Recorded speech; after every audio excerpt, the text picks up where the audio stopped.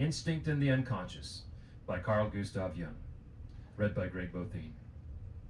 The theme of this symposium concerns a problem that is of great importance for biology as well as for psychology and philosophy. But if we are to discuss the relation between instinct and the unconscious, it is essential that we start out with a clear definition of our terms. With regard to the definition of instinct, I would like to stress the significance of the all or none reaction formulated by Rivers. Indeed, it seems to me that this peculiarity of instinctive activity is of special importance for the psychological side of the problem.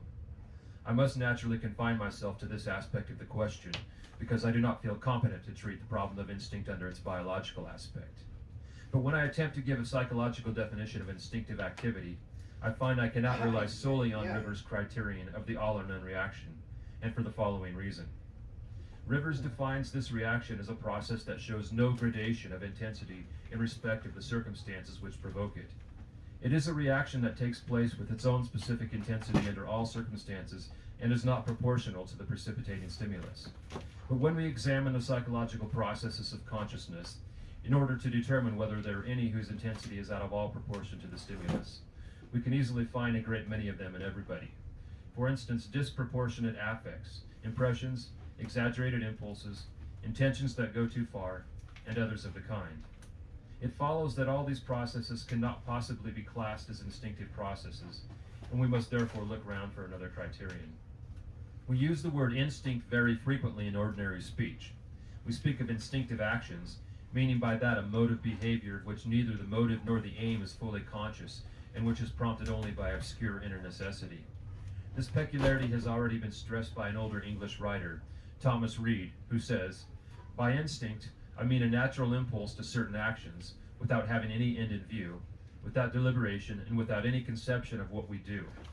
Thus, instinctive action is characterized by an unconsciousness of the psychological motive behind it, in contrast to the strictly conscious processes which are distinguished by the conscious continuity of their motives. Instinctive action appears to be a more or less abrupt psychic occurrence, a sort of interruption of the continuity of consciousness. On this account, it is felt as an inner necessity, which is, in fact, the definition of instinct given by Kant. Accordingly, instinctive activity would have to be included among the specifically unconscious processes, which are accessible to consciousness only through their results. But were we to rest content with this conception of instinct, we should soon discover its insufficiency. It merely marks off instinct from the conscious processes and characterizes it as unconscious. If, on the other hand, we survey the unconscious processes as a whole, we find it impossible to class them all as instinctive, even though no differentiation is made between them in ordinary speech. If you suddenly meet a snake and get a violent fright, you can legitimately call this impulse instinctive because it is no different from the instinctive fear of snakes and monkeys. It is just the uniformity of the phenomenon and the regularity of its recurrence which are the most characteristic qualities of instinctive action. As Lloyd Morgan aptly remarks, it would be as uninteresting to bet on an instinctive reaction as on the rising of the sun tomorrow.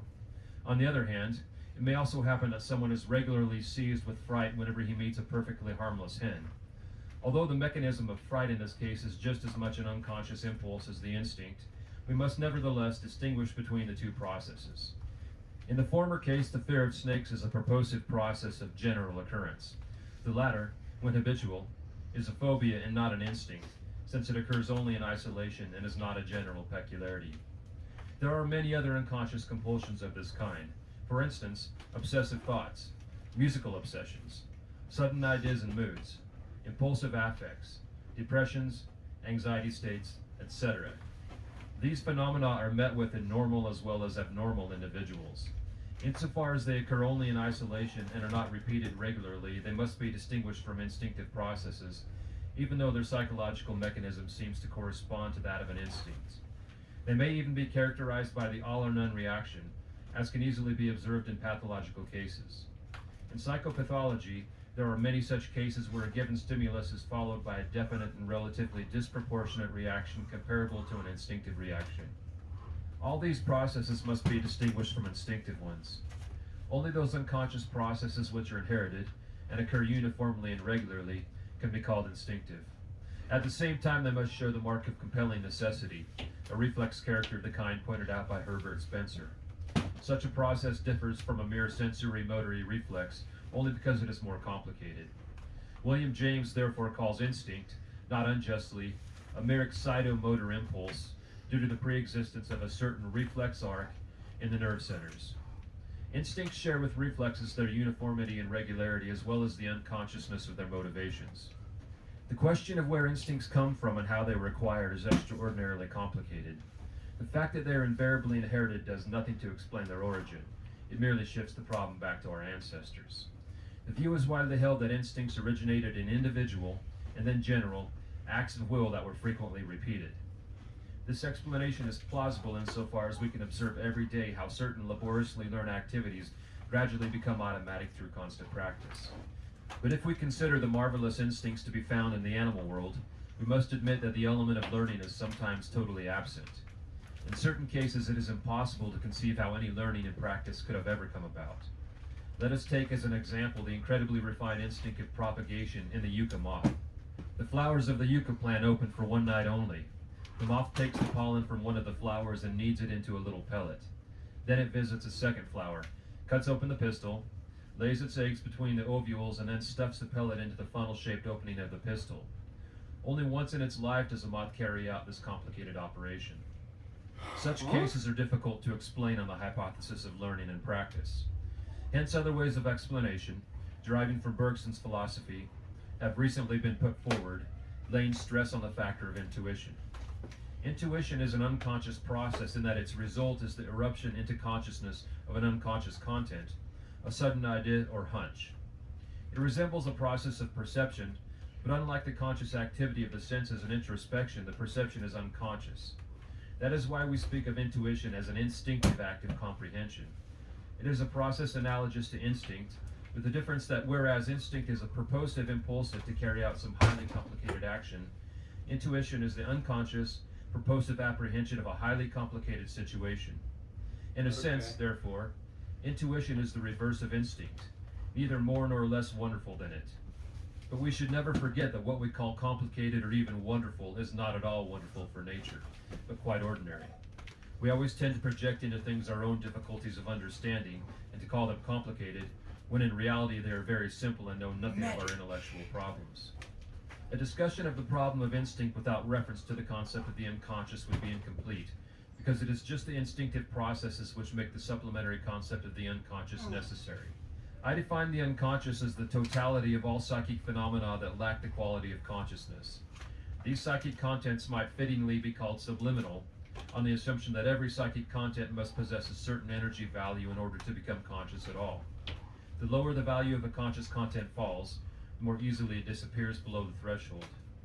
From this it follows that the unconscious is the receptacle of all lost memories and of all contents that are still too weak to become conscious. These contents are products of an unconscious associative activity which also gives rise to dreams.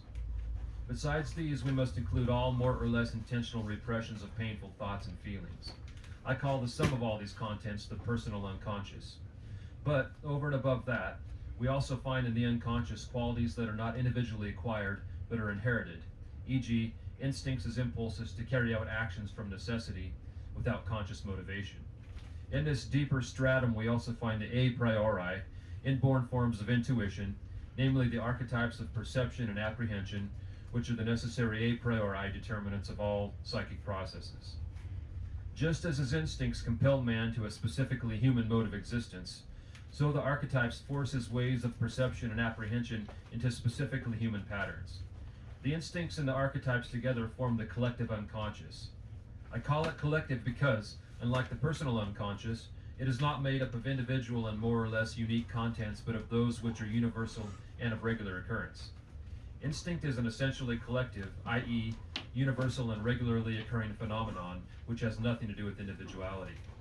Archetypes have this quality in common with the instincts and are likewise collective phenomena. In my view, the question of instinct cannot be dealt with psychologically without considering the archetypes, because at bottom they determine one another. It is, however, extremely difficult to discuss this problem, as opinions about the role of instinct in human psychology are extraordinarily divided.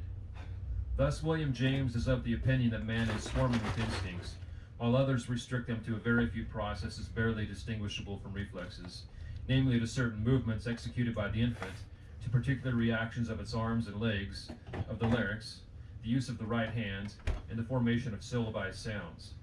In my opinion, this restriction goes too far, though it is very characteristic of human psychology in general. Above all, we should always remember that in discussing human instincts, we are speaking of ourselves and, therefore, are doubtless prejudiced. We are in a far better position to observe instincts in animals or in primitives than in ourselves. This is due to the fact that we have grown accustomed to scrutinizing our own actions and to seeking rational explanations for them. But it is by no means certain that our explanations will hold water. Indeed, it is highly unlikely. No superhuman intellect is needed to see through the shallowness of many of our rationalizations and to detect the real motive, the compelling instinct behind them. As a result of our artificial rationalizations, it may seem to us that we are actuated not by instinct but by conscious motives. Naturally, I do not mean to say that by careful training man has not succeeded in partially converting his instincts into acts of the will. Instinct has been domesticated, but the basic motive still remains instinct.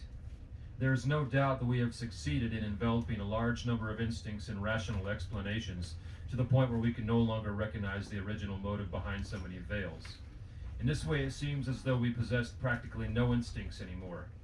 But if we apply the Rivers criterion of the disproportionate all or none reaction to human behavior, we find innumerable cases where exaggerated reactions occur.